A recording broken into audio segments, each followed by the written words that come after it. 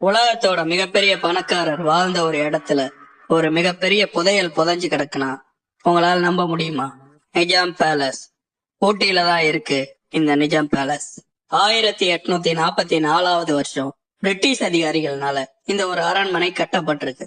கரெக்டா 19வது நூற்றாண்டோட முடிவுல உலகத்தோட மிகப்பெரிய பணக்காரரான ஹைதராபாத் நிஜாம்க்கு ஊட்டியோட காலநிலை ரொம்ப பிடிச்சிருக்கு. அதனால விலை கொடுத்து இந்த ஒரு அரண்மனையை வாங்கியிருக்காரு. இதுக்கப்புறம் தான் இதோட பேரு நிஜாம் பேலஸா மாறி இருக்கு. நிஜாம் கோடை காலத்துல அவரோட குடும்பத்தோட இங்க வந்துருவாராம். இது மட்டும் இல்லாம அவரோட அமைச்சர்களோடையும் பிரிட்டிஷ் அதிகாரிங்க கூடயும் இந்திய அரசர்கள் கூடயும் இங்க ரகசிய பேச்சுவார்த்தைகள் நடத்தப்பட்டிருக்கு. அதையும் தாண்டி ஒரு மிகப்பெரிய தங்க புதையல இங்க இருக்கக்கூடிய ஒரு குறிப்பிட்ட அறையில புதைச்சு வச்சிருக்கதாகவும் இன்னைக்கு வரைக்கும் அது அங்கதான் இருக்கும்னு ரொம்ப ஆழமா நம்பப்படுது. இதெல்லாம் ஒரு சைடு இருக்கட்டும், இதுக்கு பின்னாடி இருக்கக்கூடிய மர்மங்கள்.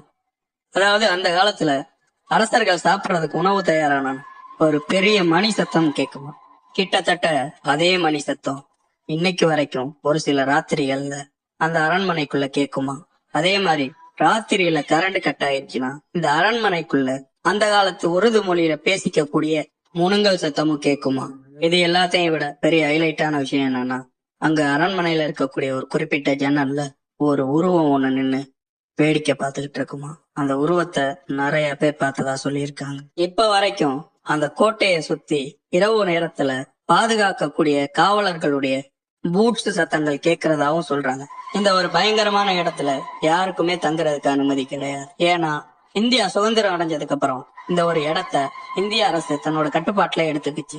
இப்ப இந்த இடம் கவர்மெண்டோட கெஸ்ட் ஹவுஸா இருக்கு. இங்க இந்திய அரசோட அதிகாரிகளும் மற்றும் விஐபிகளும் தங்குறதுக்காக ரகசியமா இந்த இடத்த பயன்படுத்துறாங்க. இவ்வளவு பயங்கரமான அமானுஷம் நிறைஞ்ச இந்த இடத்துல நைட்டு தனியா ஸ்டே பண்றதுக்கு உங்களுக்கு வாய்ப்பு கிடைச்சிச்சுன்னா ஸ்டே பண்ணுவீங்களா? கமெண்ட் பண்ணுங்க.